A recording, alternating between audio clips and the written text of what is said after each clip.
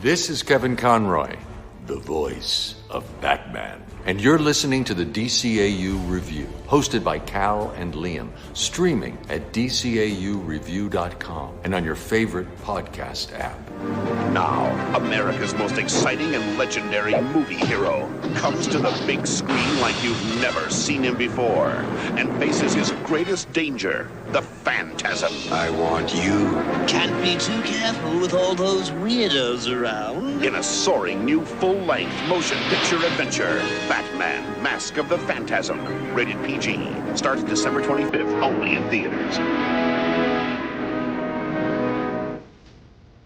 Welcome, everybody, to episode 290 of the DCAU Review. I am one of your hosts, and with me, my good friend, good brother, the man that runs our social media accounts. It's Liam. Liam, as we've talked about all month long here, it's a very special time of year, and not just because it's the holiday season. No. We decided together, mostly you, decided that we were going to celebrate this very month with a special theme because we had two colliding colossal events happening. One being the release of the latest and final Jason Momoa Aquaman movie, and we also have a very special anniversary happening of Mask of the Phantasm, which of course is 30 years old, coming up here in just a few weeks at the original time of this recording.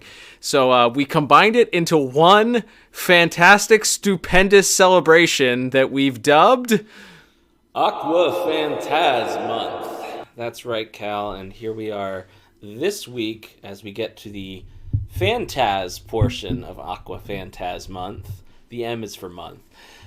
I don't remember if we discussed that on air or not last week. We did, but, yeah. Yes. Anyway, we are, of course, talking about the Mask of the Phantasm movie, as you mentioned, and looking back on it, we reviewed that originally in episode 8, if I'm not mistaken, of our show. And you are not as you just said, Cal, this is episode 290. So over 280 episodes ago, when we last gave this a proper review, we've talked about this here and there over the years since. We've certainly revisited it and guested on other people's podcasts to chat about it, but it's been a while since our show has really just given it the deep dive, and certainly not, I think, in the more modern. Once we figured out what we were doing, as we said, around episode 50 or so, when we finally figured out what we were doing on this show, we haven't really revisited some of those older reviews. So what better time than at the 30th anniversary of the movie than to revisit this absolute beloved classic that is Batman, Mask of the Phantasm. That is right, Liam, and we'll of course get into our re-review here in just a moment. And if you have not heard one of our prior re-reviews, we haven't gone back to the well too many times. We did about a month's worth of re-reviews I believe it was last fall that we did some re-reviews. You can check those out in the archives at DCAUreview.com. But our self-imposed rules with re-reviews are we will restate and revisit our original scores. We're not changing the scores officially. Correct. Officially, the original scores are what they are, but we are allowed to certainly critique and give an updated score of, if we could change them, what they would be. So we will talk about that as we go through here and revisit our original scores. Boy, I have some regrets. I'll just state that.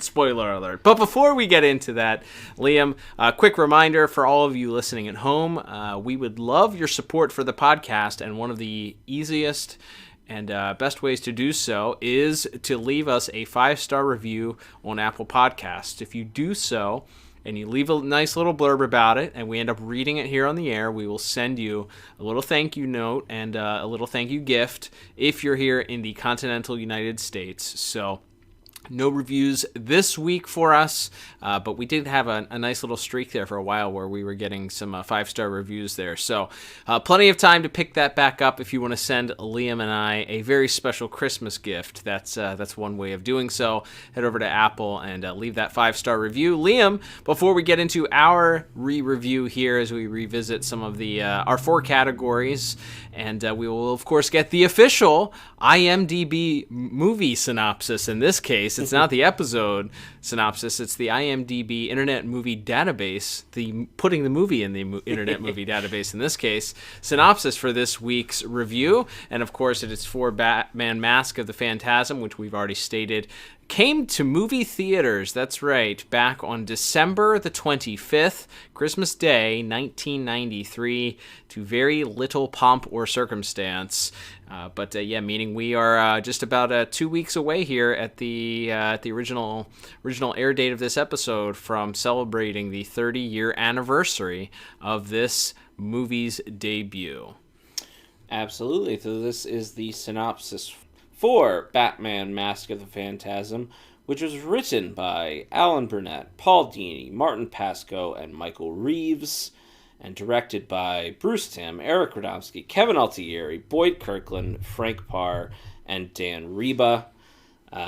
In future episodes, we might get into the specifics of who directed what and what exactly a sequence director is versus a regular director, but we'll get to that down the road. But all of those people bringing with you, of course, with the score by the legendary Shirley Walker and animation by we actually had 2 of our studios. We had Dong Yang and Spectrum work on the animation for this week. And with all of that out of the way, the synopsis reads as such. Batman is wrongly implicated in a series of murders of mob bosses actually being committed by a new vigilante assassin. All right. I mean, not bad. I think you probably left some meat on the table there. That's like if you were in the olden days of a newspaper, if you were like looking up the blurb for what's new at the theater this week, that's probably about how many words you'd get to describe the movie. Obviously, I think we talked about this a little bit before we went on the air, Cal. I don't think this film, of all the things we will ever talk about on our show, if one thing doesn't need us to break down or recap the plot beat by beat, it's this movie. This is probably one of the most known and beloved and talked about pieces of media to ever come out of Warner Brothers Animation as a whole, much less the DCAU. But as a quick overhaul, just as a refresher, if you didn't have time to go back and rewatch the film before our episode this week, it tells sort of a dual story. We see the present day. There's this mysterious figure that's murdering mob bosses throughout Gotham City, who we find out as the movie goes on have sort of a loose connection to each other, and that connection is through this mysterious Beaumont family. And we find out not only the father, Carl Beaumont, who was sort of the finance man who was helping all of these mobsters launder their money, but not only that, but his daughter Andrea actually has a connection to Bruce Wayne, and specifically to Bruce Wayne before he was Batman. That's right. Yes, we get the true origins of Batman's past and how he came to be. One might say, to borrow a phrasing. But yeah, we learn a little bit about this, and this is all through several flashback sequences that come throughout the entire film. And in this case, there's some different things that trigger it. Bruce is having a party where he gets a drink thrown in his face by a spurned woman who reminds a bunch of other gaggling women that are guffawing all over Bruce. That he's the type to wine and dine you, but then once you're ready to settle down with him, he'll go ahead and forget your phone number.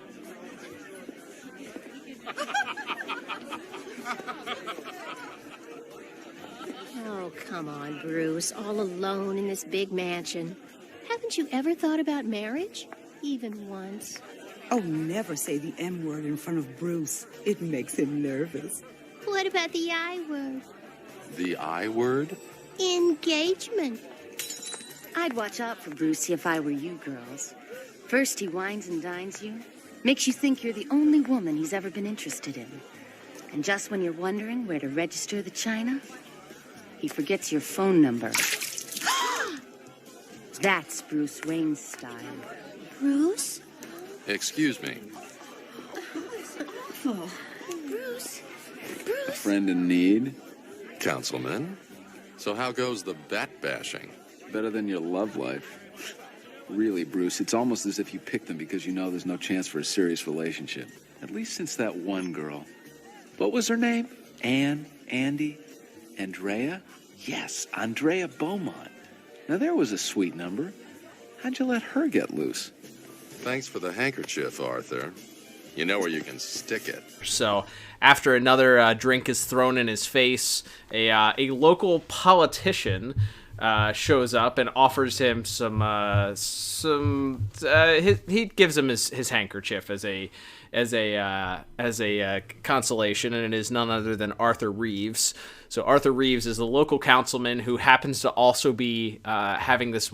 It seems cliched at this point that the local councilman is the guy that has the war on Batman, but it's a time-honored tradition in the Batman universe to have him at odds with local government, and in this case it is no different, as Arthur Reeves seems to be campaigning very heavily on an anti-Batman front.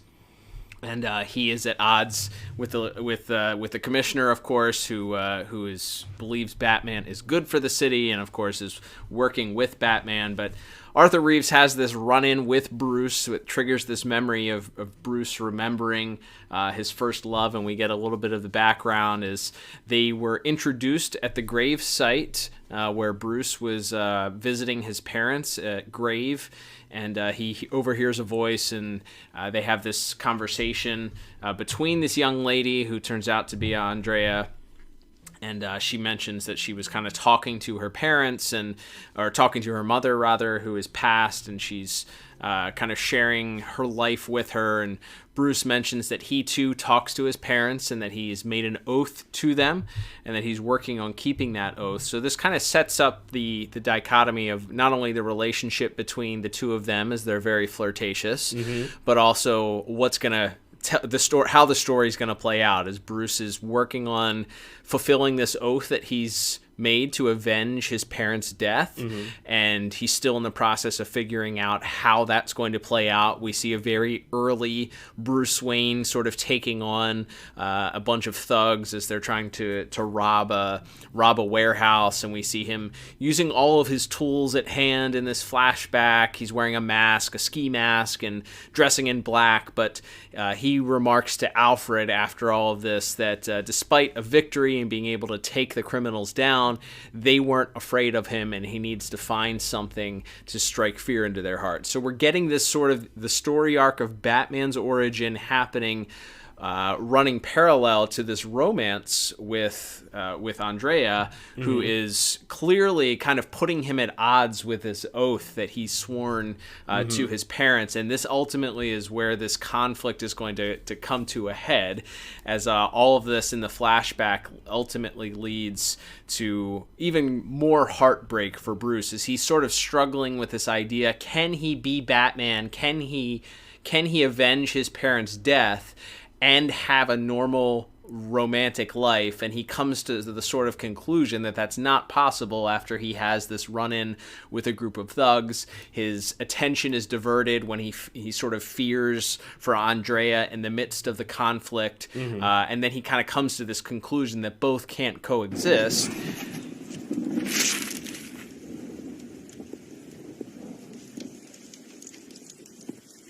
What am I still doing this for?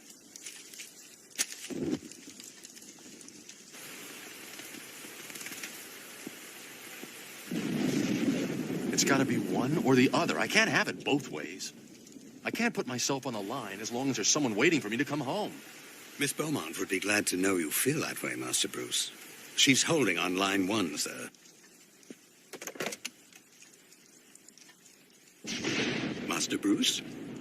Alfred, I can't. Not now. What shall I say, sir? I don't know. I just don't know! which kind of leads us to, is he going to pick the Batman or is he going to pick Andrea? And this is all happening simultaneously as these mob bosses back in the present time are being picked off one by one by this mysterious assailant. Exactly. So that sort of creates, in the flashbacks, we're seeing him being pulled into directions. As you said, he has this great love for the first time, perhaps since his parents' death. As he says later on in the film, he's feeling, he feels that sense of happiness, but he also, they're keeping these quite natural, not natural disasters, but naturally occurring phenomenon that seem to be the universe striking back at him when he tries to take this happiness. From the first time he meets her, all of a sudden the dark clouds roll in, and then later on, he's pleading in front of the grave, and it's raining and thundering and lightning, and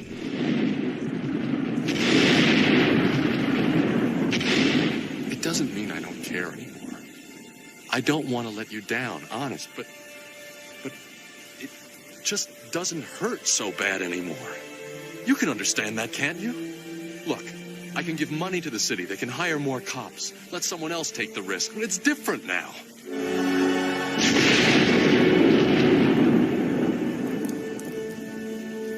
Please. I need it to be different now. I know I made a promise, but I didn't see this coming. I didn't count on being happy.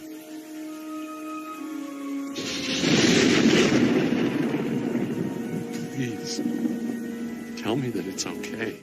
And then, and then when he proposes to her, finally, the bats come rising out of the cave to be really on the nose about it, like, of him being, being sort of pulled in both directions. But yes, in the present day, it is worth noting that part of the anti-Batman campaign that's launched by this Arthur Reeves is because Batman is seen at the scene of the crime by some civilians. They see the aftermath. He had broken in to sort of take down the thugs and the mob bosses, but the first mob boss, Chucky Saul, is dealt with a little bit more harshly. But Batman is seen sort of standing near where Saul's body is, so the public is sort of unsure whether or not it is actually Batman or not that is taking down these mob bosses for good. And we see another one, Buzz Bronski, get taken down in a graveyard in a very dramatic scene. Chucky. You always were a loser. Huh? Who's that?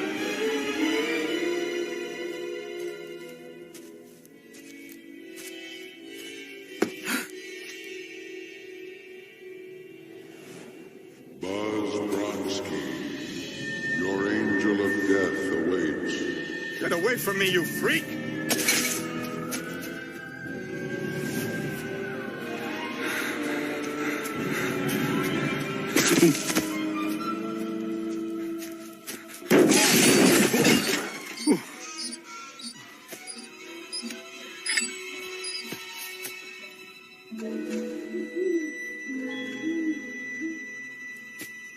Time to pay for your sins, Mr. Bronski.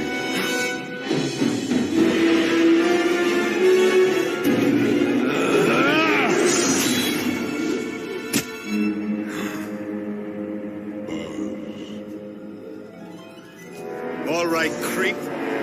Catch this! What the? Jake! Go get it! Boys! Come on! He was up here! Boss! Boss! Boys, hurry!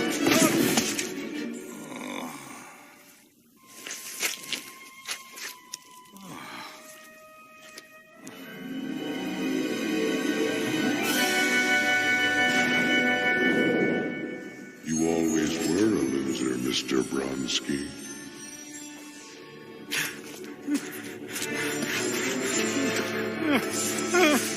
Farewell, Mr. Bronski.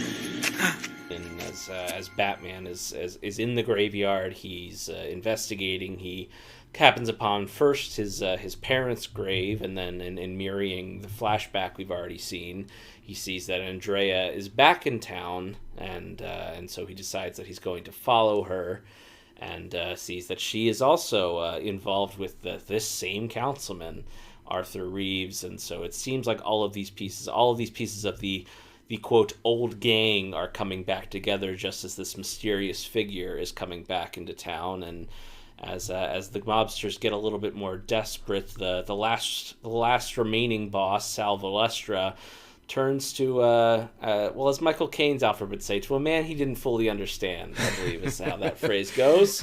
And we see him arrive at this hollowed out old World's Fair building, which we actually see Bruce and Andrea visit earlier in the film when it was active. A fantastic set piece. Absolutely. And also we see Bruce get the idea for the Batmobile, but yes, we see that the Joker has made this his hideout, and so Valestra sort of just begs the Joker to get involved and stop Batman from taking out any more of the bad guys. And Joker agrees, but he's going to do it his way. Of course, we don't know if he's dead for keeping this a PG-rated children's film. We don't know that he's dead, but as the Phantasm happens across his house, we see that Valestra has that trademark Joker grin on his face, and also has a bomb strapped to his chest as the Joker is watching from a security camera that's taped to Valestra's chest.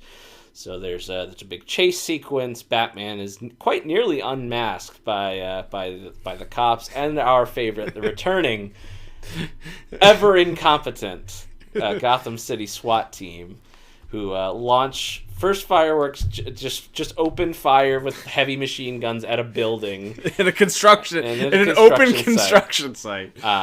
And then they hit some sort of chemicals that explode, so the whole building goes up, probably the whole block goes up. Mm-hmm. And then they respond by opening fire on what they think is Batman swinging through the city, but he's attached to the police helicopter. They open fire on their own helicopter. It's a miracle there weren't 50 cop fatalities, much less however many civilians might have gotten caught in the middle of it. But this allows Bruce and Andrea to sort of reunite in the present day, and we see them, much like we were seeing them fall in love in the flashbacks. We see them begin to fall back in love, as she explains a little bit that she basically, without saying this directly, she implies that the Phantasm is none other than her father Carl, who has come back because he feels that with all the money he owed to those mob bosses, that there's no way that they could ever be safe if any of these mob bosses, any of the people that knew her father, are still alive. And this was ultimately, I can't remember if you just mentioned that or not, but ultimately what caused Bruce and her not to. This whole movie kind of sets up the idea that Bruce is going to make the decision between Batman or this relationship. Right. He chooses the relationship, but then Andrea's father ultimately is being held up by the mob for his shady business dealings with them, and is forced to abscond in the middle of the night with Andrea to Europe so that they don't die, essentially. Absolutely. So yes, Bruce proposes, she accepts. But as she returns home, she's informed by her father that they have to leave town immediately and they can't tell anyone where they're going. This time tomorrow we'll have the money, or I'll have your heart in my hand. Let's go, boys.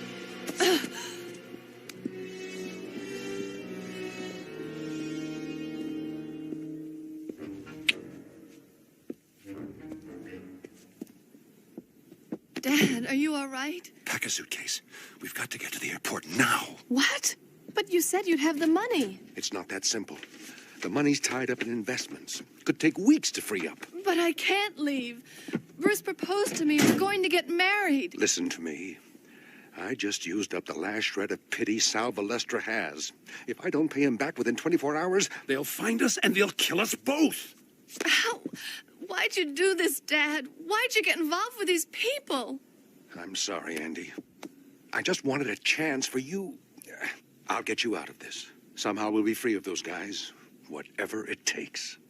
That's a promise. And so it leaves Bruce with holding the bag, sort of. She returns the ring with a note, and that gets to, and we'll certainly talk about this in probably every category Right. today, but we do see the first time Bruce becomes Batman, and the transformation physically and emotionally that he goes through when he puts that cowl on, and that really gets at the heart of the idea of that his becoming Batman is not a happy tale, and we can look forward to like Batman Beyond, and we know where he ends up, and it's like, this was it. Yep.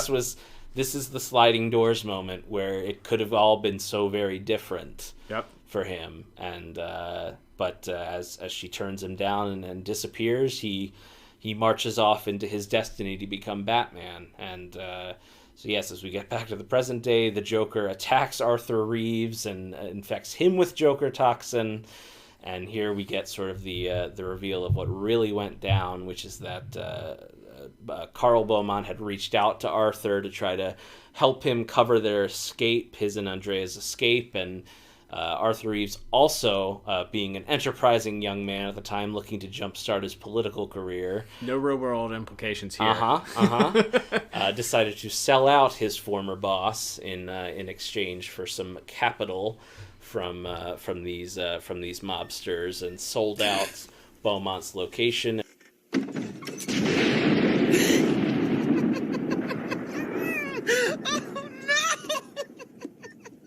Why did the Joker meet with you? It has to do with the gangster murders, doesn't it? He thinks you're involved. Why? I don't know. That's not the answer I want. Beaumont needed me to help him and his kid get out of town. He kept in touch. When was the last time you spoke to him? Years ago, my first election campaign, I was running out of money and asked Beaumont for help. He said no. So you sold him to the mob. I was broke, desperate. They said all they wanted was their money back.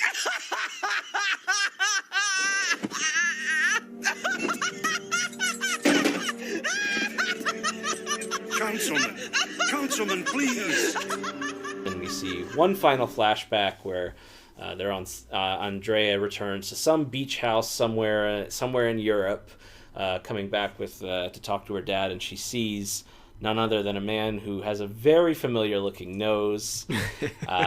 So familiar, if you just draw a little happy face on him, it's clear. You'll recognize it, but she quickly recognizes him as one of Valestra's hitmen and rushes into the house, and though we don't see Carl's body, we hear a terrible scream, and that cuts us back to present day for our grand finale, which is first a knockdown, drag-out fight between Andrea, who of course unmasks herself, reveals that she's the Phantasm, as the Joker had also sort of put it together, knowing that he had killed Karl Beaumont. Right. He knew it couldn't be Karl Beaumont, and he knew it wasn't Batman, so Joker sort of puts it together.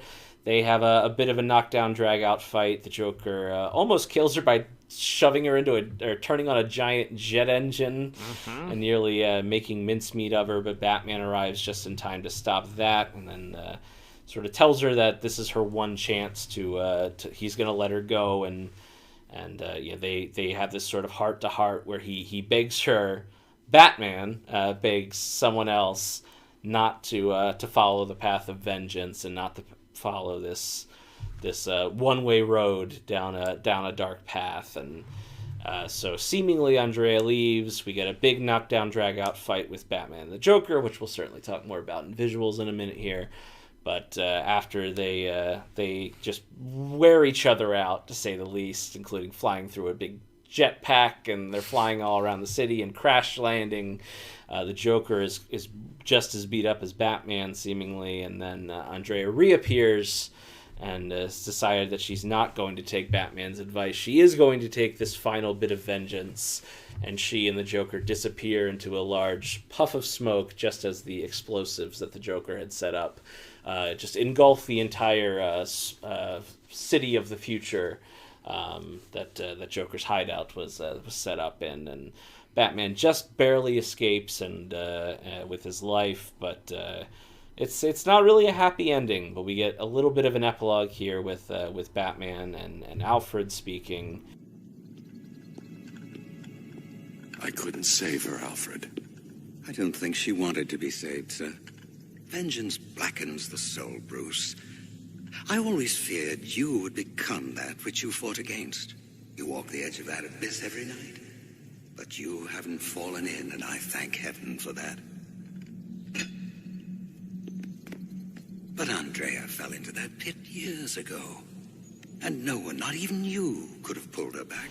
As, Bruce laments how he tried so hard to save her and wanted to keep her from going down this dark path, and Alfred, as best as he could, tries to reassure him that there really wasn't anything to be said or done for Andrea, that she had made a decision and taken a certain path years before this very moment, and there was really no getting her off of that path. And but our little twist ending is that she is alive as she returns this locket to him with their picture together from when they were a couple in it, and we get a little cutaway to a yacht leaving Gotham, where we see Andrea standing alone, sort of not wanting to be bothered by this foppish slick guy that tries to come up and hit on her. She's not interested. He asks if she wants to be alone, and she lets him know that she is already.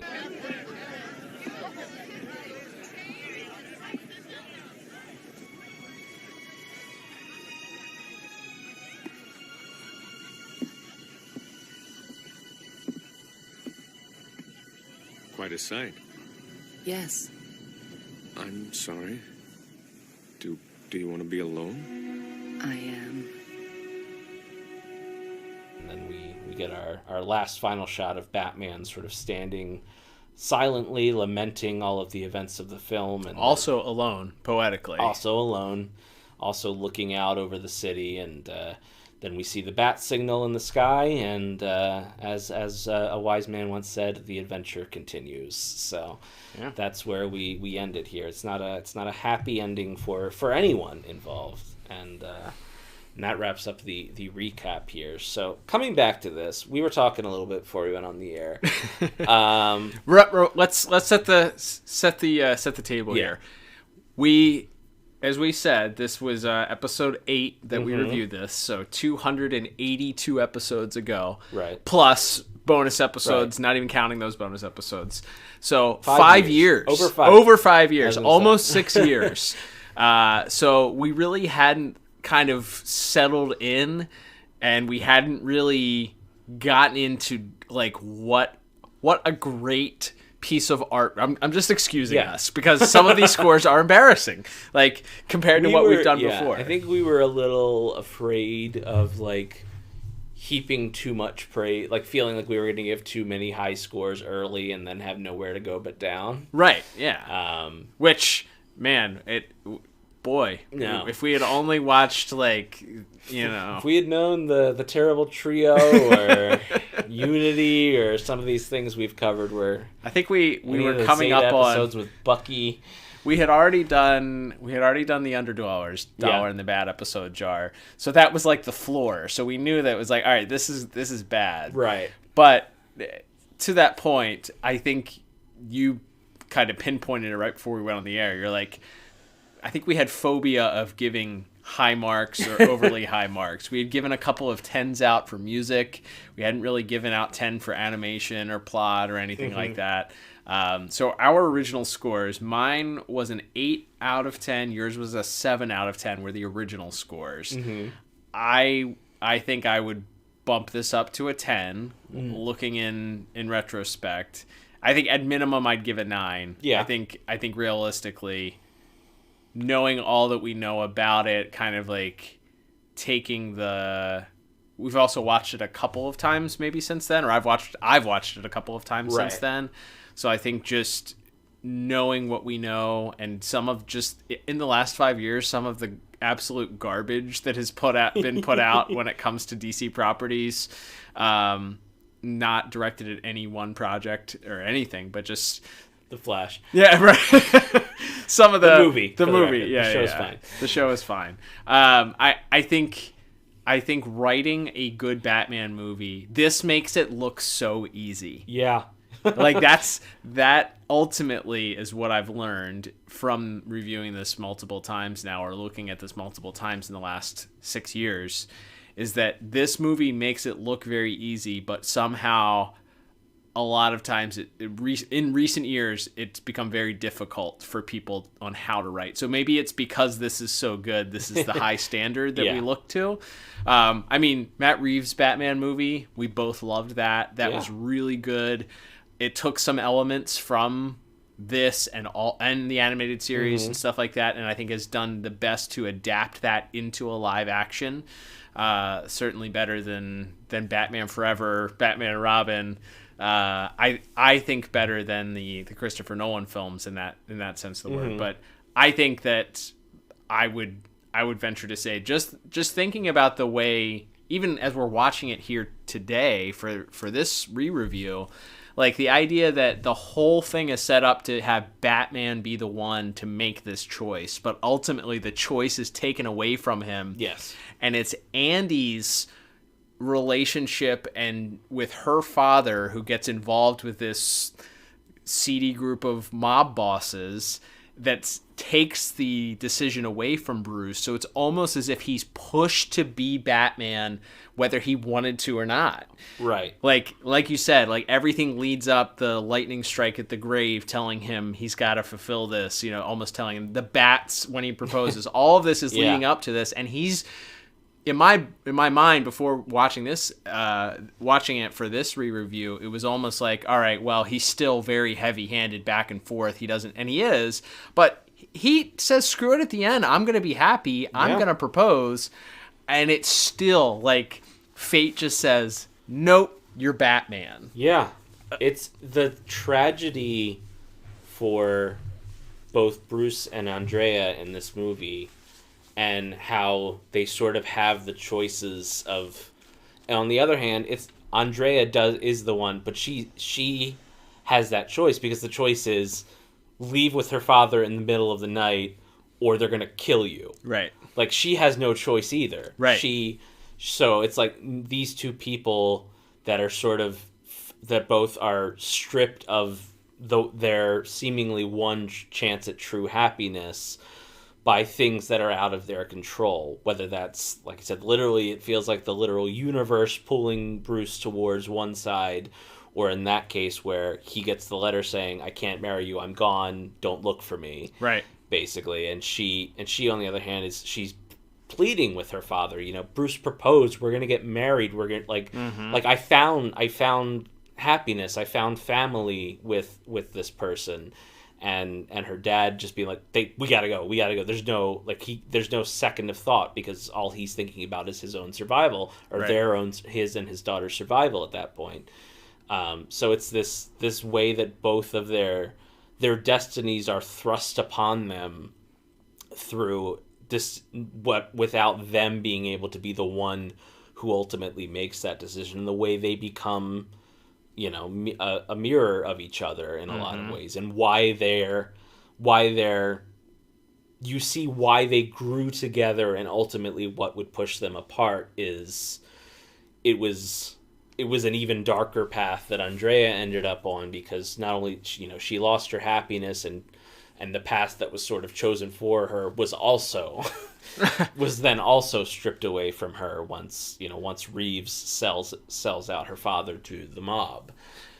And thinking about that, also the added layer of tragedy to her story is that once her father is dead, like he obviously was guilty of being in bed with the mob, right, and working with these guys. And she sort of like, there's a conversation that she has with Bruce about Sal Valestra being his client. And she's like, oh, it's just what he does. He works with people's money, blah, blah, blah, blah. But she sort of excuses it. Obviously, he's working, moving the mob's money around. He's the whole guy that's kind of linking these two guys, helping them succeed, helping them evade, the watchful eye of the government with how their money's being used. Once he's dead, he's sort of kind of paid for the sins. He's reaped what he sowed for being involved with the mob, right? They weren't going to go after her. She was free to live. She jumps back in and decides that her life is going to solely revolve around seeking vengeance, which is why we get that "what will vengeance solve?" Yeah. She could have left that all, come back to Gotham at that point. And based on the interactions that we see with her and Bruce, where Bruce is once again thrust into this, what do I do? Do I stay Batman?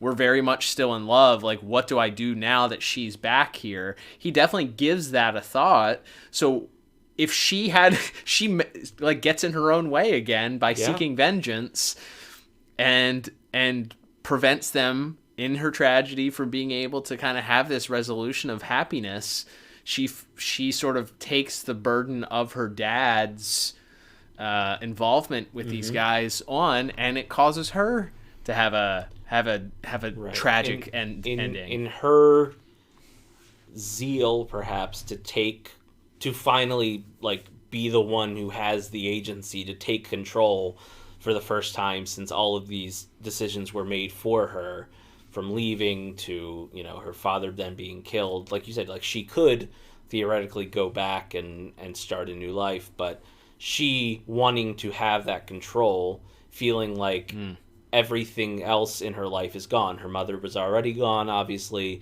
As far as she knows, she doesn't know that Bruce is Batman until she comes back to Gotham. So as far as she's concerned, Playboy Bruce Wayne has moved on with his life. And so she feels like she has nothing but... the only way she can take her own, she can feel like she has power, she can feel like she has agency in her life now, is to exact revenge on these people that hurt her and hurt her family. And that's the only thing she even says that when she and Batman are discussing it at the end. She goes, she says, I don't even think what I'm doing is sane. I don't even think that what I'm doing is a good thing. But it's all I have. It's all she is now is this rage and hurt and this this horrific trauma that she's been through is all that is left of her at that point. And it is really tragic, and that comes down to that final conversation that Alfred and Bruce have in the Batcave at the end, when Alfred, I think, very matter-of-factly points out that you guys aren't that different. You could have ended up exactly like how she was, just completely consumed by rage and vengeance, but Batman hasn't. He, for whatever reason, whether it's Alfred's influence, whether it's his sense of morality instilled by his parents, whether it's his relationships with Commissioner Gordon and Robin and whoever else in his life, whatever it was able to pull Bruce back from that abyss, as Alfred says.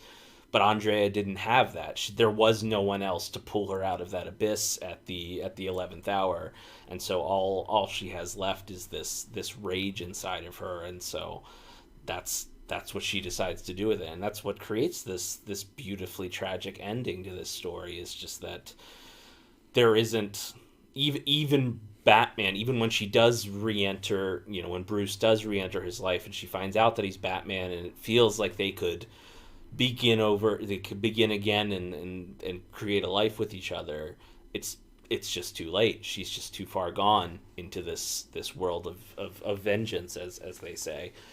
And yeah, it's such a downer ending, but it is, I think, a great idea of looking at how tragic in some ways Batman is. We all know the origin story. We've seen it in every movie. We all know that except this one. We didn't see it in this movie. They do avoid the alley and little Bruce seeing his parents get shot, but we all know that. We all know that there's tragic elements of Batman, but it feels like it's always, in a lot of it always feels like, okay, he had the tragedy, then he became Batman. It's like, no, one of the great tragedies of Bruce Wayne's life is becoming Batman in a lot of ways. And again, we know this because one day he ends up alone in his house with a dog and nobody else. Right. Like, that was so that really struck me watching this now. And obviously when they were making this in 1993, they didn't know they were going to do Batman Beyond and that Bruce was going to end up old and alone in a house by himself. But it struck me as that it's like, oh no, that was it. Right. That was the one time where this version of Bruce Wayne at least could have been anything resembling a normal or happy person or you know, a well-adjusted adult. Like, yeah. And you see that, and we'll talk about this probably more in visuals and voice acting too, but you see that in the way that Alfred reacts to it. Like, he so tries to push Bruce towards her, both in the flashbacks and when she comes back, you know, in present day. He wants, more than anything, he wants Bruce to be happy. He wants Bruce to see some sort of life for himself outside of Batman.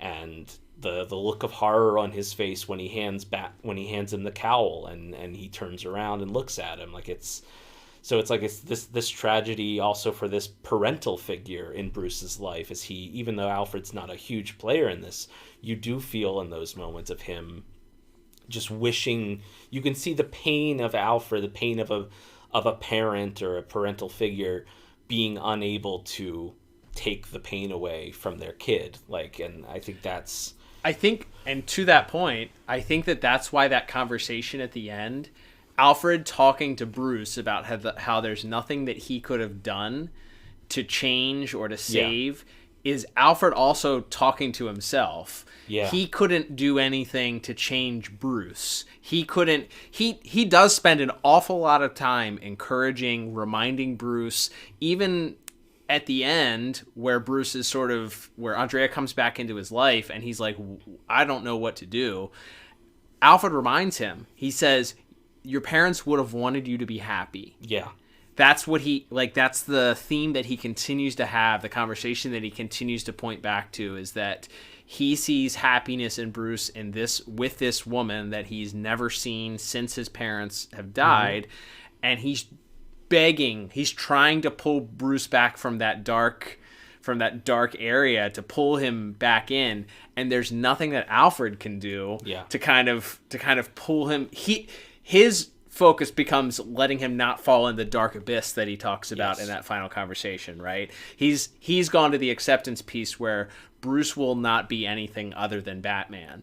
So that conversation that he has with Bruce at the end is a little bit, I feel like, of self-therapy, and that realizing there's nothing you can do to make Bruce accept happiness. Bruce has to decide that for himself, and he recognized that Bruce a long time ago decided happiness wasn't for him. It's this oath that he made to his parents, and that's the focus. So there's a little bit, I was going to say, and expanding even further out, it's like mirror that scene to Bruce in Robin's Reckoning, talking to Dick Grayson in the bedroom, where he tells him there's nothing either of us could have done.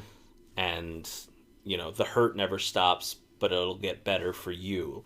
Like, you see Bruce being able to try to reach out to people throughout, whether it's Andrea in this film, whether it's Dick Grayson, whether it's Harvey Dent, like where we see him try to give the peace of mind to others that he can't give himself. Yeah. And on the same side, you see Alfred then being the one trying to give that same peace of mind that's eluded Bruce to him, that perhaps Alfred will never achieve for himself, for you know, not being able to keep Bruce from going down this path in the first place. So like the layers of someone trying to help someone while knowing that you really can't help yourself in the same way, I think is very, again, you talk about something that has a lot of, even though it's in this crazy superhero world with explosions and clowns and, you know, gas teleporting and whatever, like it's as real as it gets, like as simple and identifiable human emotion of seeing pain in someone else's life and working to try to make them whole while perhaps not being able to process that same sort of trauma or that same sort of regret or that same sort of sadness in your own life. Yeah. It's very it's very relatable, and it's very understandable how we see these different generations trying to, you know, protect each other while not really being able to solve those same problems themselves. So That all to say, yeah, I'd probably give it a 10 as well if I didn't say that. Obviously, like we said, we're not changing our scores, but we can disagree with our past selves. And yeah, I just think, like I said, I don't. For all the things we talked about, obviously the story credit is Alan Burnett. This was sort of his brainchild, but other writers like Michael Reeves and I know Martin Pascoe specifically, who has passed away, was specifically credited with all of the flashback sequences. So when one of the most quoted lines from this is "I didn't count on being happy," that's a Martin Pascoe line. I know this was a very a committee, a labor of love from all the folks involved in making this, but it's just all of these great writers and people with a real feel for the character. Like you said, after we've seen so many different versions of Batman and Batman who uses guns and Batman who does this and Batman, again, there's none of them are a wrong take per se, but this version just being of really getting to who Batman is at the core. And also, I think a mark that I would put to this and also to the more recent Robert Pattinson, Matt Reeves one is this movie's not afraid to have Batman be its main character. I think a lot of Batman films, because of how colorful and interesting the villains are, tend to focus on, the Batman 89, Jack Nicholson's the one on the marquee there. Like, Keaton is the second name on that poster. For good reason, Jack Nicholson was a giant star at the time and everything. But it's like that movie is really more focused on the Joker, and Batman Returns and all of the various sequels. A lot of them focus a lot more on the villains and their minutia and their psyches than it does on Batman and Bruce. Oftentimes the hot story or hot goss is going to be what's the villain of the Batman movie versus I mean, there was a little bit in the Matt Reeves movie about Robert Pattinson, will he be a good Batman or not? Yeah. But so much of it was about the focus on who's the villain going to be, what's the storyline with the villain for the same purposes that you said. But this, we obviously the Phantasm is a introduction into this story that only appears really one other time in the DCAU, right? Not including like tie-in comic books and stuff like that, and wasn't. We'll talk about it in a minute in visuals, but was an original creation, so didn't exist prior in the depending on who you ask in the DC continuity, and wasn't introduced into DC continuity until recently in the last couple years. So this is a character you wouldn't have known. Honestly, wasn't really the main focus for a lot of it. And then Joker's here, but he's kind of an afterthought. Like, he's a supporting character for most of the movie. He's certainly shares the stage in that final act, but really it's not a Joker movie. He's it's fun that he's here, because again, it's one of those things where, especially now looking back on this 30 years later, of course Mark Hamill's Joker should be represented in what is considered to be like one of the definitive pieces of this universe. Like, of course it's great that the Joker's here, but yeah, it's not his story. Like we said, he has this sort of tangential connection because he was this low-level mob enforcer, working his way up through the underworld at the time of the events of the flashbacks, and then he gets sort of sucked back into the world as part of that. But yeah, it's fun that he's there, but he certainly doesn't pull focus really at all. And then it's really, above all else, it's not afraid to really focus on Bruce and focus on Batman and where the line, which is always a very popular topic for people, what's the Kevin Conroy always spoke as an actor about how he saw Batman as the true personality and Bruce Wayne as this face that he puts on, and various people have different thoughts on that, I know, but it's interesting to see where we start to see those two things meld into one. Right. And like, obviously he does have this very boisterous, public face, as we see at the start of the movie, but where Bruce kind of begins to melt away, and that the Batman personality comes out of all of these tragic elements of his life, and it's just so. It's so good. It's really frustrating to try to come up with different ways to say this is good. This is really good, But that's really, I think, what struck me this time, and I'm sure we've touched on it before, but yeah, just the not being afraid to really just make this a character study of Bruce, and then allowing Andrea to be a darker reflection of what Bruce could have been, and like you said, the sort of the chain reaction of him trying to pull her out of it while Alfred tries to pull him out of it, and all of that is just wonderful. So I'm always like, well, if I were gonna nitpick things, maybe you could be like, well, maybe Andrea could have been more involved in that last fight, because she just kind of disappeared for 8 minutes while the Joker and Batman punch each other, and then she just kind of comes swooping back in at the end. But honestly, that's just me looking for things to poke at, I feel like, this time. But yeah, I think on this most recent watch, I was just like, yeah, this is pretty perfect as far as a character study specifically of this Batman, also of the Batman we see in the show that we review every week, and that we see obviously later on go on to Justice League and all of that. But this is such an important chapter, and because, as I'm sure we talked about at the time, there is no origin episode of this series. You know, when we talked about On Leather Wings, he's just already Batman. Right. Everybody knows who Batman is. Yep. It's not a secret. And we don't know. He's there. He's in the cave. The first time we see him, he's reading the paper in the Batcave. Right. It's not established. We don't get to see any sort of grand reveal of Batman, really. So, I think all of that. So getting to see the Batman year one of this universe is also a lot of fun. So agreed. Yeah, there's just so much to dig into on something like this that we perhaps didn't fully appreciate at the time of our original review, but I think we've delved into it quite a bit now. Agreed. Yeah, I think we're almost at the time length of our first episode already. Here at the time it was like, this is our longest episode ever, it's 52 minutes, and here we talked for the plot for about 52 minutes. That was another thing we were scared of. We were like, we can't talk too much, people won't care about this. Right. It's like, who cares? All right, Liam, but that will be a good transition as we move on to animation and visuals. As you mentioned at the top, 2 different animation studios responsible, Spectrum and Dong Yang. And you can kind of see the different sequences. Definitely a bunch of storyboard artists, as we mentioned, people that get credited for different sequences. So we may have this further broken down in a future episode. So we don't have to go into it too heavily handed here. But essentially, because this was larger than your typical episode, people got handed the responsibility of doing different sequences and storyboarding, and then doing the directing aspect of it.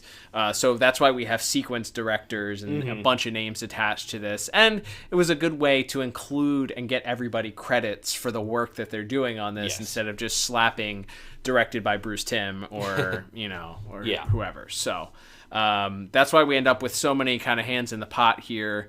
And some of them names that are well known to people listening to this podcast.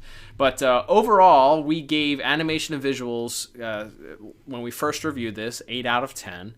And I think again, hard to remember last week's episode, let alone 282 episodes ago. But there's probably just the inconsistency because you have the long nose, swoop back ear Batman in some sequences. So not everybody was on model throughout the entire. Batman looks different throughout the entire movie, right? Yeah.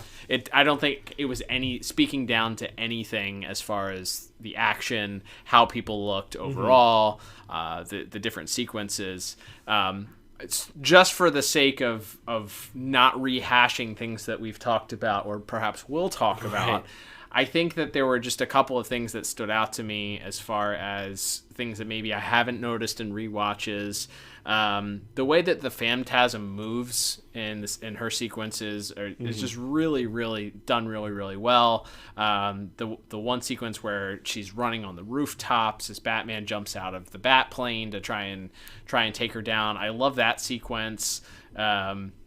I love the one shot of Buzz and her in the in the graveyard, Buzz Bronski. There's this I pointed out to you. We watched it a couple of times, but the sequence, you hear her voice come across, and he's running away, and he's hiding, and he's got that pickaxe he's hanging with behind the wheelbarrow, and he pops up and he looks out and he doesn't see her, and then in very much invoking like visuals that you would see in a horror movie, they cut to just the sickle on her hand, and it does this rotation where you can see the way that she kind of manipulates it throughout. It does kind of rotate, but you just follow that rotate a little bit, and it's so spooky because the next shot is her kind of chopping the pickaxe in half.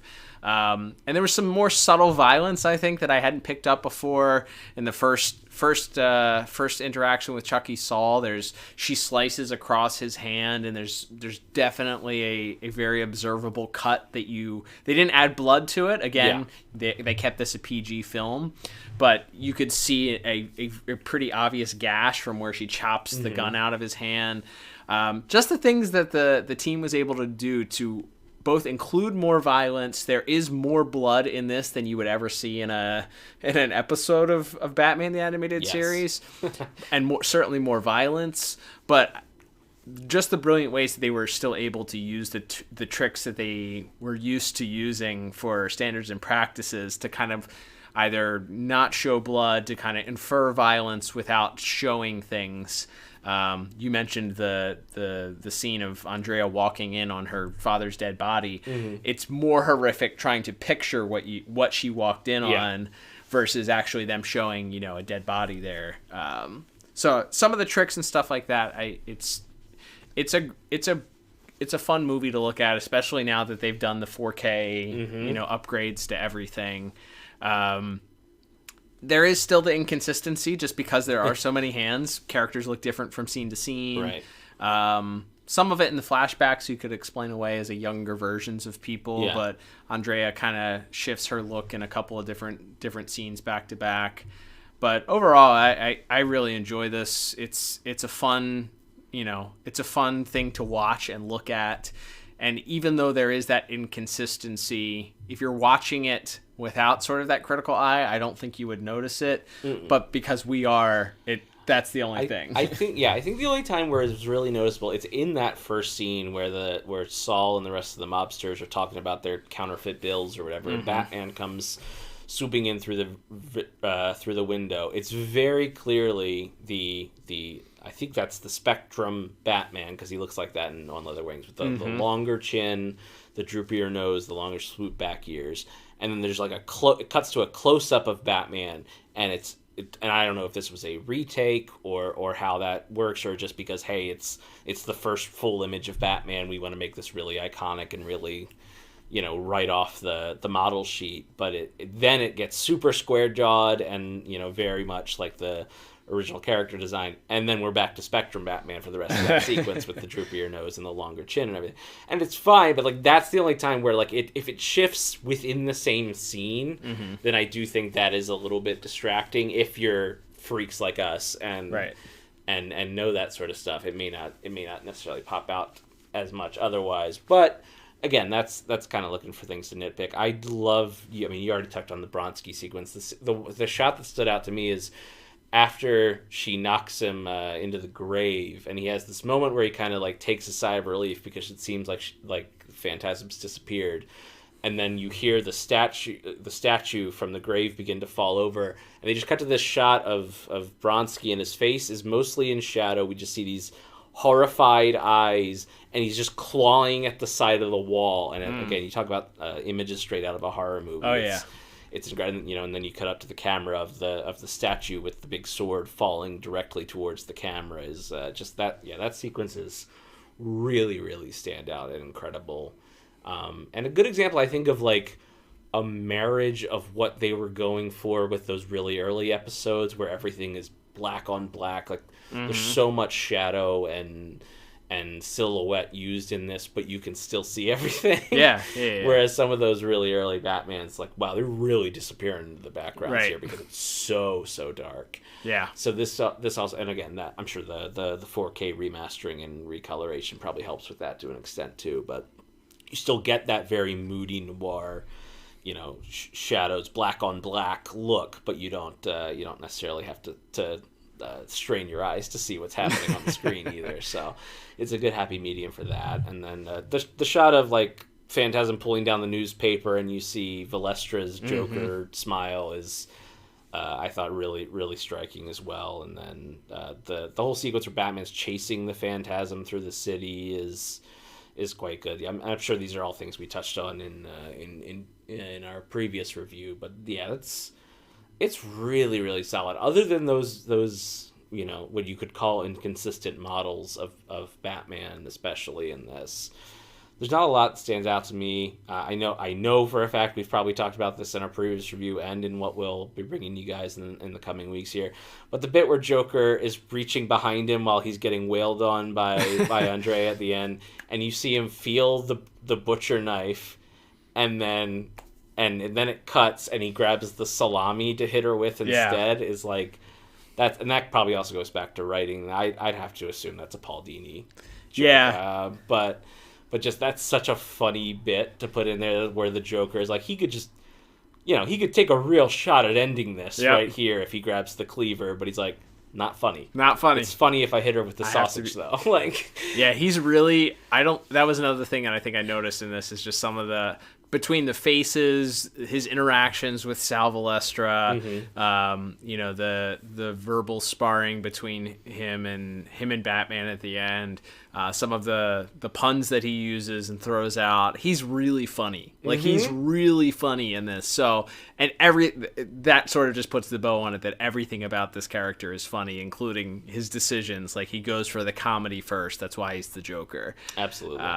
It's very understated for sure. Yeah. So as far as the score, maybe I would stick with like an 8 or a 9. But also, I mean, like, gosh, that sequence in the cave alone where he puts on the mask for the first time. Yeah. Which again is one of the scenes where like I don't want to touch on it because we're going to talk about it in every other category too. Right. Because the music's incredible. Ephraim Zimbalist is incredible in that scene. So we're going to talk about it in each category. It feels like, but yeah, just that sequence of you. Completely cased in shadow, and you see Alfred sort of hand him the mask, and then he puts the mask on, and then you get much like the show opening to the TV series of the bat glare all close up, and Alfred's horrified reaction to it. It's like, gosh, for that alone, I don't know how you could give it a 10 just for that scene, and it'd be hard to argue with you for it. So agreed. Yeah, there's a couple of those shots of the close up of Batman's eyes, kind of starting to squint that invoke that original sequence. One thing that I don't know that we talked about in the original review is sort of the disputed origins of both the story and some of the character designs for Phantasm. As I alluded to as we were talking about the story, Phantasm is technically a original character, but there is some dispute, depending on who you ask, as to whether or not this was based on the Batman Year 2 storyline, which actually happened in 1987. So obviously predated this, and that was a story by Mike W. Barr, illustrated by Alan Davis, Paul Neary, Alfredo Alcala, Mark Farmer, and some guy named Todd McFarlane. Never heard of him. But yeah, and that was Detective Comics 575 through 578, which you can probably find on the wonderful DC Universe app. It's a wonderful app. It's a wonderful gift to give somebody this holiday season. There you go. Yeah, but I can see it. Like, this is a person that has a sickle that they use, and there are some elements. Like there's the main Year 2 story, and then there's a sequel where like the original the Reaper, who is this character that exists that as the villain of the story, like his daughter comes back around and a new Reaper appears at the same time. So there's definite, like, they share elements. Sure. To your point. But everyone official that worked, line. Right, the official line from Batman, everybody that's worked on Mask of the Phantasm is no collusion. No, they did not. This was not a reference that they used. They didn't lift anything from it. There's conflicting stories from other people claiming that they saw character designs coming, people that were working on character designs lifting directly from the year 2 comic books. Mm-hmm. So yeah, there's actually a good thread on the artist formerly known as Twitter by a friend of the show, John Trumbull, who's worked on a lot of he used to work on the old back issue magazine, and is something of a DCAU historian, but basically discussed that Mike Barr claimed that he went to visit the office and saw people like basically writing and drawing while looking at a copy of Batman Year 2, which seems pretty blatant to do in front of the guy who wrote it. Right. But that was his claim. I was going to say that's his story. That's his side of it. Right. And then the other side is, and John did, he said he reached out to Bruce Timm, who denied it, but said he wasn't going to, start a flame war over it either, and just kind of let it go. And Alan Burnett has always stated that the Spider-Man villain Mysterio was a big influence, which I can definitely see that. You can see it with the smoke. Him coming out of the puffs of smoke and, the cape and everything. Like, you can see a little bit of that as well. So I'll just say, yeah, I understand why you could feel like that. And I believe Mike Barr did write one episode of the animated series, that being Paging the Crime Doctor. And apparently, I'm not casting any aspersions on the man, but apparently both sides agree that the episode was pretty heavily rewritten from his original pitch. So it just seems like maybe he didn't have a great time working with that crew for whatever reason. People don't always get along for sure, especially when you're creative and you have a specific idea in mind. So yeah, I can see. I would just say if they didn't have the same like Grim Reaper, if instead of a scythe she used a butcher knife or something, sure, would we be right? Would we be saying it? Right, because the rest of it, there's no lost love from Bruce Wayne's past in Batman Year 2 that comes back and turns out to be the bad guy. Right? Like I said, there are certainly elements I can certainly see the comparisons. Like, it's fun as a fan to notice that and point it out. But as far as was there actual intent, was there actual lifting of ideas? Like I said, you can certainly say it's disputed. One side certainly believes that it was pretty blatantly taken, but the people that worked on the show pretty vehemently deny that. So that's where that leaves. But it is something that always comes up for sure around the time of a Phantasm anniversary. It's literally on the Phantasm wiki page. Yeah. So there's like I said, Alan Burnett, who's credited with gets the main story credit, though obviously, as we said, Paul Dini and Michael Reeves and Marty Pasco all worked on the story as well with him, has said that he hadn't read the comic as of the time that he was writing the story. So that's where that is. But yes. Now that we have both sides, I also think that as visually, as we mentioned, I like the Phantasms look better than the Reaper, who is the villain of that. Yeah. I think the Reaper is like a very 70s or like even 60s, like 60s comic Batman. Right. Like a Carmine Infantino era. It's very Technicolor and bright. Yep. And this is much more on brand for this show. So yes, I would pick the Phantasm look any day. But the Reaper story, it's definitely worth picking up if you haven't looked at. Comic. Year 2 is very interesting. If you haven't, everybody loves Year 1, but if you haven't read Year 2, that's certainly wouldn't say don't go out of your way to read it. Yeah. Definitely check it out if you have not done so. Very interesting. So yeah, I agree with you, Liam. I think I would probably still hang around a 9-ish or so, maybe bump it up a point, but it's really hard when you get into some of those iconic sequences. The Chucky Soul, like the first time that you see the Phantasm, it is sort of, it's borderline terrifying. Yeah. The sequence in the graveyard is really incredible. Yep. The sequence with Bruce in front of you have sequences here that are absolutely iconic. Bruce in the rain, crying to his parents. We talk about that every time that we come upon it. And then as he's pleading for a sign that it's okay, she walks in with an umbrella. Right.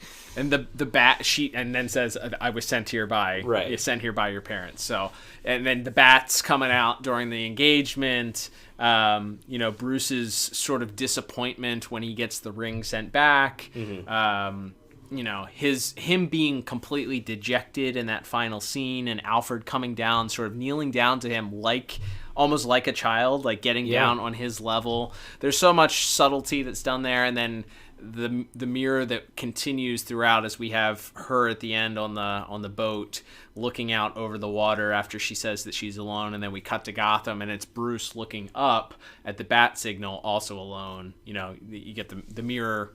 The mirror doesn't stop simply because they're no longer in each other's lives. So I think I don't necessarily disagree with myself, but if it were today and I was scoring this, I would probably give it a 10 based on the sequences that we talked about. Yeah, I think the good is just so strong that it outweighs any negative or anything that we talked about that's sort of nitpicking it. I think it's just the highs are so high that it's hard to argue with it. Agreed. All right, Liam, let's move on to what may be the most embarrassing revisited category for both of us. Looking back at music here, as you mentioned at the top, the late great Shirley Walker. This is a miscarriage of justice. I'm talking about my own score here, and you recounted that this was maybe the first piece of negative feedback we ever received on the podcast, was somebody berating you about your score given this. Welcome to Twitter/X, by the way. So I gave music a 7, and you gave music a 6. I demand a recount. I would definitely give this a 10. It is great.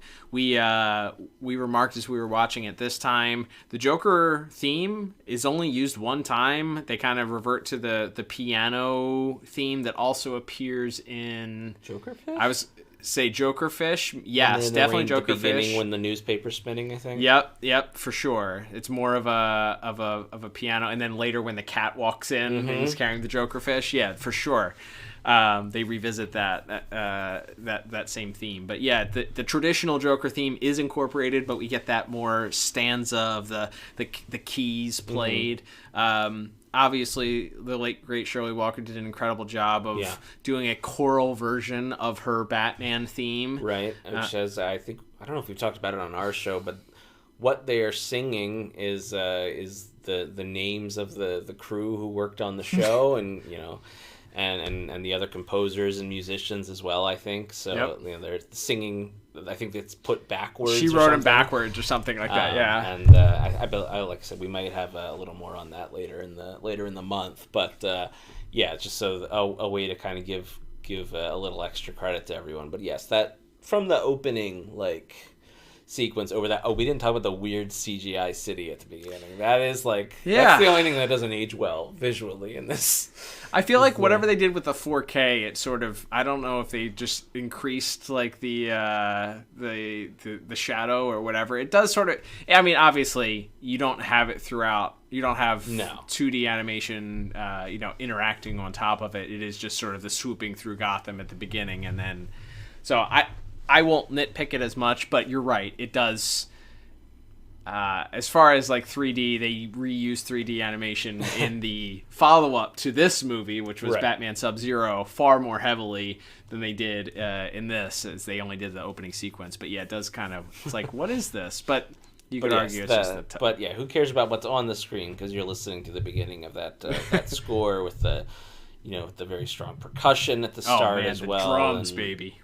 And the way it builds up to that to that main Batman theme we're so familiar with, and the way it's played. I mean, again, we're going to talk about that same scene again, but when he puts the cowl on for the first time, the way it's played so somberly in that moment. You really get the sense of it being like what we've just been talking about for the for the first hour or so here, is of that the tragedy and the weight of what this decision to put on this cowl means for Bruce, like the way the music tells that story in that moment. Even though, again, it's the same piece of music we hear all the time, but played in a way we've never heard it before, which is one of Miss Walker's great skills as a composer, was not only writing a piece of music, but then being able to use it in so many different ways to invoke so many different emotions. Because again, we hear it again later, and it's very triumphant and it's very dramatic, and we hear it right at the very end. It kind of picks up tempo, and you get the drums going a lot faster as he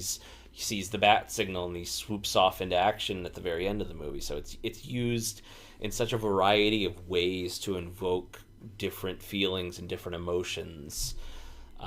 For one piece of music to be used that effectively. I don't know if it still survives. On one of the soundtrack they released, there's like a 10-minute like kind of interview with Shirley where she talks about specifically the Batman theme, and like I think it's called like Batman theme suite or something, 101 or something.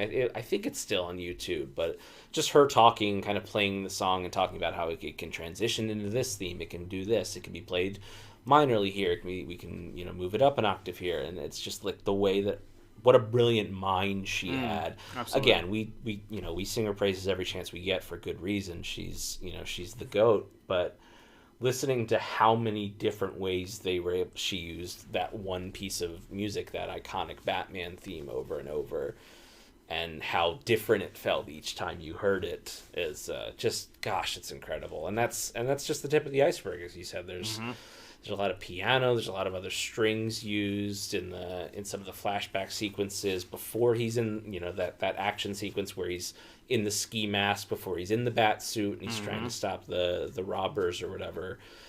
Every scene that the Phantasm is about to kill one of these mobsters, it's just creepy, like mood setting choral organ, and things being used. To talk about like invoking like silent film horror, like ghosts and vampires and things like that. Like as far as just mood setting throughout is really incredible. It's like I said, this is the one that we look back on and you're like, ugh, man, I don't know what I was thinking, other than the built-in excuses that we sort of addressed at the beginning, where we're like, we're not sure where to give a 10 yet. Like, what is it? What is a 10? So yeah, I think for all of the things that you just pointed out, the overall scoring of an entire movie, the part that I think when we originally reviewed this, that we pointed out, the Joker laugh that we get with the as Andrea is holding him at the end when the final explosion goes up and he realizes that his death is imminent, and he just throws his head back and laughs. Like the choral music played with the, I guess it's strings and horns and whatever else is going there, that just kind of, this intensity is increasing as the final seconds tick down to this bomb exploding and everything being engulfed. One way or another, it ends tonight. Goodbye, my love.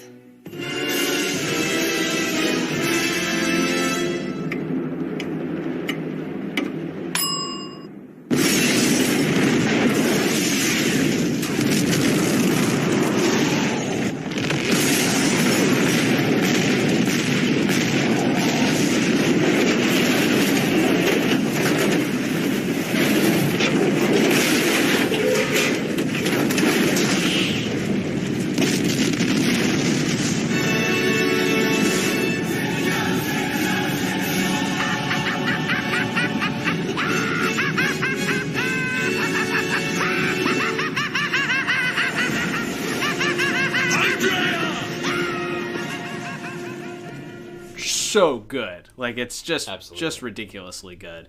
So yeah, this is one I would definitely wish I could have back. I would give it a 10 out of 10. For music, for all of the things that we talked about, and probably a dozen more sequences that we haven't talked about. So that's one I wish we could do a redo. I would take a mulligan on that one if I could. Yeah, agreed. All right, Liam, let's wrap things up here with our final category of the week, which is going to be our voice acting. And we have some interesting voice actors and actresses. We talked about it at the time. This film unfortunately falls victim to the same voice being recast in a very memorable voice later on. Yes, as we have Dana Delaney here in her role as Andrea / the true identity of the Phantasm. Now, I will say we gave voice acting a 9 out of 10. Mm-hmm. Both of us the first go round. I think based on Kevin Conroy's performance, the late great Kevin Conroy's performance alone in the sequence at the graveside, his back and forth with Alfred at the end, and Ephraim Zimbalist Jr.'s incredible, as you mentioned, not a huge role for him, but every appearance that he makes, whether it's like making subtle jokes as Batman gives him the scientific information about the gas that's found on the glass, or the consolation at the end as he's trying to pull Batman back and get him to realize that he can't save everyone and that doesn't want to be saved. Man, those two together, those two in isolation, even Dana Delaney, obviously so recognizable as Lois Lane, in this role, it's her expressing like her sadness and her shock when her dad has to break the news to her that they got to get out of town. It's like, no, we're gonna get married. Like, I found my person. Like all of that. Man, this cast just knocks it out of the park. The line that really stood out to me this time is at the end when Batman, the what will vengeance solve conversation between Batman and Andrea at the World's Fair, and she just looks. She looks at him and she says, "Look what they did to us." Mm-hmm. Like, and she sort of gestures, to him standing there in a bat suit and her in this, Grim Reaper outfit. Like, look what happened to us because of their actions. They had to pay. Like, it's so, like that moment where you see the mania of these decisions and what they've done to her, her psyche, as well as you see her become a little bit more unhinged toward the end. And then, like, it's very iconic with that last line as she looks up as, Batman is calling out to her and shouting Andrea, and then she just says, "Goodbye, my love," and they disappear into the smoke as Mark Hamill's Joker cackles away with wild abandon. Like, it's such a tour de force by our three main actors here, but it's great. Other notes to mention, obviously Stacy Keach, a veteran stage and screen actor, most famous for shouting "my stockpiles" in that episode of Zeta. She didn't think you were getting there. Like, this is like the third time I brought up the Zeta Project on this episode. Who would have thought? But him as the voice of Carl Beaumont, but also as the ghostly, echoey voice of the Phantasm, obviously is the mystery. That's something I also thought about. My thoughts are a little scattershot here, but they don't at any point try to convince the audience that Batman is the one killing these. Like, you see the Phantasm immediately. Right. But they do, I think, a pretty good job trying to put yourself in the mind of someone who hasn't seen this before, of making it, and obviously with it being voiced by the same guy, of making you think, oh, it could be Andrea's father. Yeah, up until the identity of who this person is really doesn't seem that important until you get the second killing and then the third killing, and then you kind of get more of the backstory of this mob group together. It's more about Batman's innocence, it feels like at first. It's like, you got to get Batman, like, they need to see that this is a different person in costume. But the motive for the person killing these guys, as that becomes more clear, then it becomes more interesting as to who the voice is and why, and then matching that up with, oh, this is the same guy.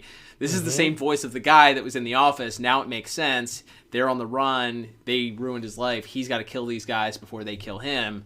That makes sense. So yes, having him do the voice of the Phantasm, and that first opening like line of Chucky Saul is so good. Like I will never. I think I will be on my deathbed and remember Chucky Saul's name because of that.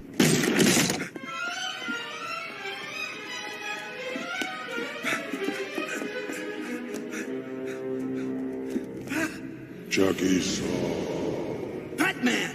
How'd you get here?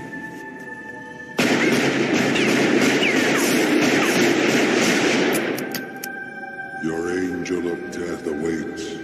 You ain't the Bat! Who are you? What do you want? I want you, Chucky boy.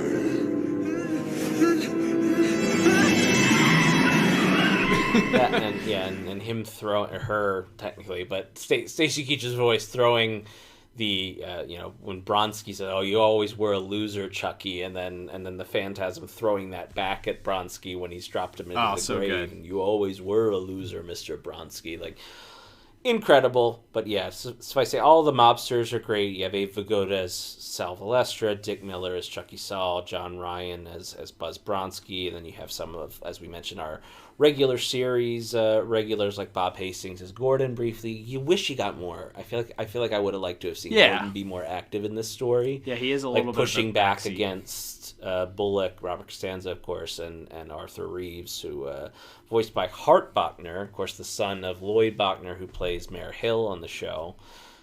Who's is also just great slimeball. An absolute creep in the. And we won't go into extreme detail. Again, we keep alluding we have something really special planned for the rest of the month here, but his sequence in the bed after he's injected with the Joker toxin, and he's like stifling a laugh while saying "oh no" as he sees Batman come into his room is so good, man. Oh, I can't imagine the difficulty level of like trying to communicate fear and this like laughter at the same time.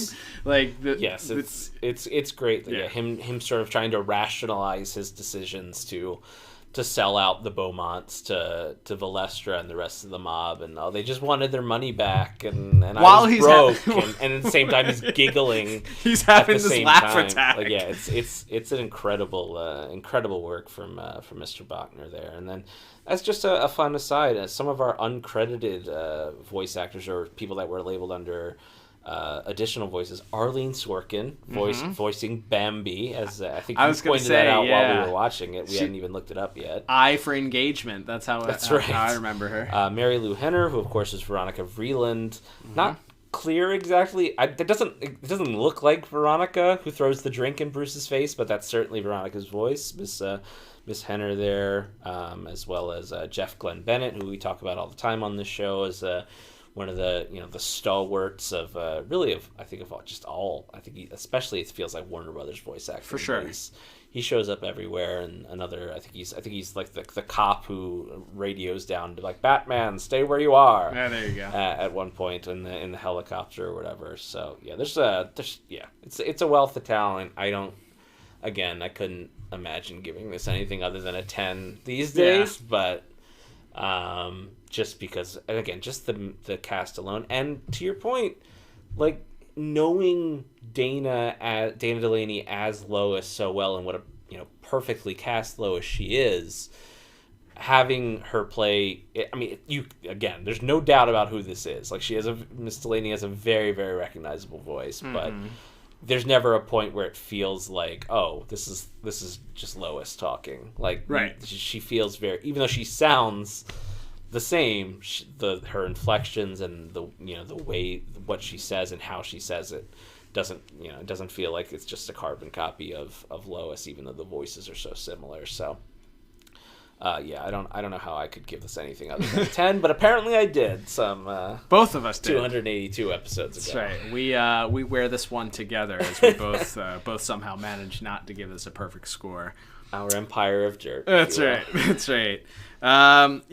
So totaling up both of our scores. Now, you did give a bonus point on the original airing, Lammy. It looks like there was a bonus point for Alan Burnett. You gave a bonus point. I don't remember what specifically about Alan Burnett. I think early on, again, before we were good at like crediting the people who worked on this show as well.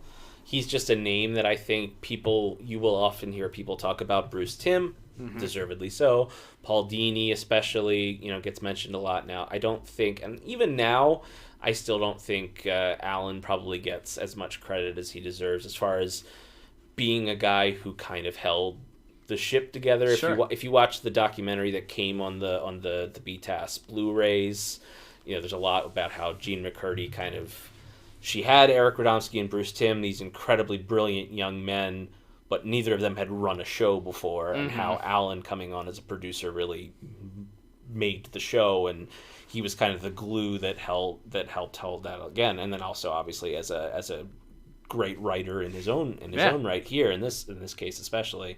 So I'm guessing that's what it was about, just making sure that we should mention Alan Burnett's name probably just as much as we mention Bruce Timm and Eric Radomski and Paul Dini and Jean McCurdy and all of these incredible people. Like the show and this film would not be what they were without Alan Burnett. So always happy to give him an extra shout out. There you go. So those original scores were 32 and 31 out of 40. I think looking at if we were to revise those scores based on what we gave today, we would come up close to a 38, 39, maybe a 40 out of 40 if we were looking at this here. So overall, I think looking back at it, we probably didn't get this one completely right. Yeah. That's something that with the benefit of hindsight and how we appreciate these things and the ability to when we see something we really like, stand on our soapbox and defend our scores. That's kind of where we are now. And if you don't like our scores, then you can come tweet at us, or post at us or whatever it's called now. So I think with the benefit of hindsight, clearly this remains one of, if not the best Batman film of all time. Yes. There's a reason why people point to that. We're certainly not the first, nor will we be the last to say that. There are people that are hardcore Batman fans and people that are just general, lightweight Batman fans that will point to this film as a pinnacle of great Batman storytelling. So to that, I think all of the people that worked on this, from the artists, the directors, everybody certainly should get their flowers for this, because it remains 30 years later an incredible piece that is worth revisiting. It's worth talking about. And by golly, if somehow you haven't seen this, or maybe it has been 6 years since you watched this, I think it's well worth throwing on whatever streaming service you have, if it's on there. If you have the Blu-ray, put it on. Watch. It's an hour and 12 minutes too. That's the other thing. Yeah, it moves at a clip. It does not drag at any point.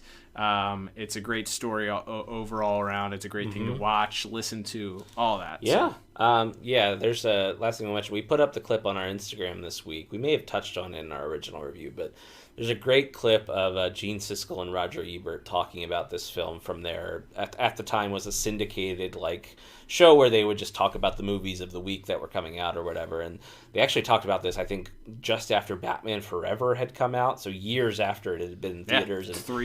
Probably 2 or 3 years after. And they credit this film along with, you think about the Disney Renaissance of the 90s with The Lion King and Aladdin and all those, as being assigned to them of animation.